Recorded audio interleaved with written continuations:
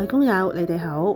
今次同大家介紹中心喺2026年推出嘅工傷工友緊急援助計劃。工傷事件發生之後，工友好多時會就住傷患、復工嘅問題而產生咗唔同嘅壓力。如果被認為係存疑個案，或者僱主拒絕呈報工傷，相信各位工友更加會感到彷徨無助。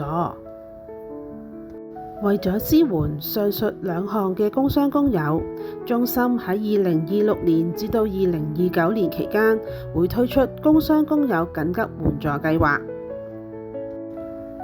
呢一個計劃對工友提供即時實際嘅支援，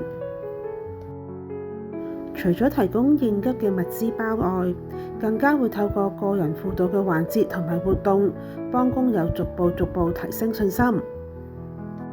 透過行業認識嘅工作坊同埋講座，協助工友早日重返工作。